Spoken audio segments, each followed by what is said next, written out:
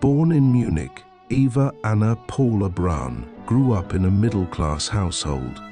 Her father, Friedrich Braun, was a strict Lutheran schoolteacher, while her mother, Franziska Kronberger, a Catholic seamstress, brought warmth to the family.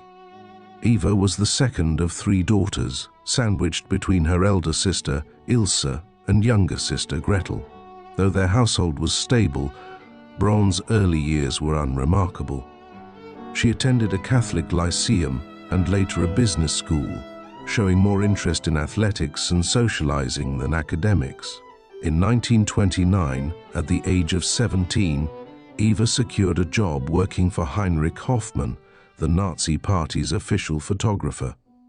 It was through Hoffmann that she encountered Adolf Hitler, who introduced himself under the pseudonym Herr Wolf. This chance meeting would irrevocably alter her life. Eva's initial interaction with Hitler did not immediately hint at the profound impact she would have on his private world. In Hitler, still reeling from the suicide of his half-niece and rumored love interest, Geli Raubal, found solace in Eva's youthful presence and light-hearted demeanor. Despite a 15-year age difference, their connection deepened, and Braun gradually became a fixture in his personal life. However, their early relationship was fraught with emotional turmoil. Braun, seeking more attention and affirmation from Hitler, attempted suicide twice, once by shooting herself in 1932 and later by overdosing on sleeping pills in 1935. These dramatic acts seemed to awaken a deeper sense of commitment in Hitler, who subsequently devoted more time and care to her. By 1936, Braun had moved into Hitler's private estate, the Berghof, nestled in the Bavarian Alps. Braun's life at the Berghof was one of stark contrasts. She lived in luxury, enjoying the latest fashions, indulging her love for photography, and hosting social gatherings for Hitler's inner circle.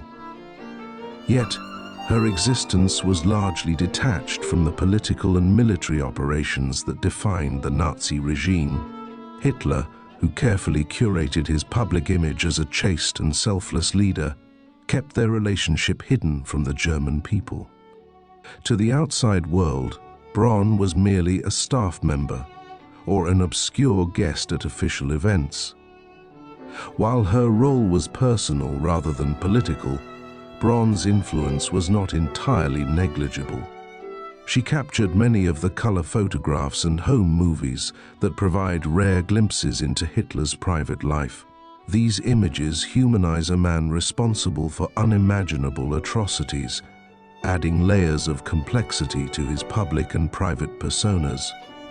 Adolf Hitler's relationship with Eva Braun has been the subject of much speculation and limited historical documentation. Due to the secretive nature of their relationship, details about their private life, including any sexual aspects, remain scarce and largely speculative. What is known has been pieced together through the accounts of those who interacted with them closely, Braun's own diaries, and other sources that offer glimpses into their personal dynamic. Members of Hitler's inner circle provided conflicting accounts. Some suggested that Hitler viewed sex as a distraction from his political goals, while others claimed he maintained a conventional relationship with Braun. Notably, Albert Speer described their relationship as deeply personal, but implied that it was more companionable than passionate. Historians have on the whole agreed that while their relationship was more father-daughter, there is enough evidence that their sexual interactions were normal. Eva Braun's presence in Adolf Hitler's private life placed her in close proximity to the most powerful figures of the Nazi regime. Her interactions with these individuals ranged from cordial acquaintanceships to subtle antagonisms, reflecting the complex dynamics of a regime defined by ambition, power, and secrecy. Joseph Goebbels, the master propagandist of the Nazi regime, maintained an outwardly friendly demeanor toward Braun. Despite his calculated charm, their relationship lacked genuine depth. Braun occasionally socialized with Goebbels and his wife, Magda, during informal gatherings at the Berghof. While Magda and Braun shared moments of superficial camaraderie, their bond was largely shaped by their distinct roles. Magda as the idealized First Lady of the Third Reich, and Braun as the hidden companion of its leader. Their interactions, polite yet detached, underscored the rigid hierarchies and emotional isolation within Hitler's inner circle. Martin Bormann, Hitler's private secretary and a man notorious for his manipulative tendencies, regarded Braun with thinly veiled suspicion.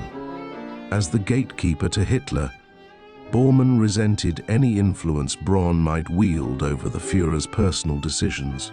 Despite his disdain, he recognized that Braun's presence was non-negotiable. Bormann's grudging tolerance of her highlighted the tension between his political ambitions and Braun's informal but undeniable role in Hitler's private sphere. Their relationship was marked by an undercurrent of mutual mistrust, with Braun quietly resenting Bormann's controlling nature. Albert Speer, Hitler's favored architect and later his armaments minister, shared a cordial yet distant relationship with Braun. Unlike others in Hitler's circle, Speer seemed indifferent to the intrigues surrounding her. He later described Braun as a woman uninterested in politics but unwavering in her devotion to Hitler. Their interactions were marked by polite civility, with Speer regarding her as an inconsequential figure in the broader context of the regime. Nevertheless, Braun's loyalty to Hitler earned her Speer's quiet respect, even if he dismissed her as a peripheral presence. Heinrich Himmler, the cold and calculating leader of the SS, had little regard for Braun. Their interactions were minimal, and his disdain stemmed from her complete disinterest in the operational aspects of the Nazi state. To Himmler, Braun was a trivial figure, irrelevant to the grand machinery of the Reich. Her lack of involvement in political or military affairs rendered her invisible in Himmler's world, and he saw her as an insignificant distraction in Hitler's inner circle. Braun, for her part, seemed content to remain distant from Himmler and his sinister pursuits, navigating a web of power and resentment. Eva Braun's interactions with Hitler's closest associates reveal the complex social dynamics within the Third Reich's elite. She existed on the periphery of power, her presence tolerated but rarely respected, while some, like the Goebbels, feigned camaraderie, and others, like Bormann and Himmler, viewed her with suspicion or disdain. Braun's unwavering loyalty to Hitler remained her defining trait.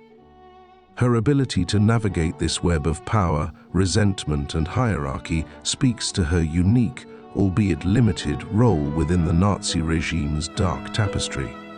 Braun's presence at the Berghof was not without its challenges. Angela Raubal, Hitler's half-sister and Geli Raubal's mother, openly disapproved of Braun. Angela's disdain created tension at the Berghof, ultimately leading to her dismissal as housekeeper. This act solidified Braun's place in Hitler's personal sphere, making her virtually untouchable within his inner circle.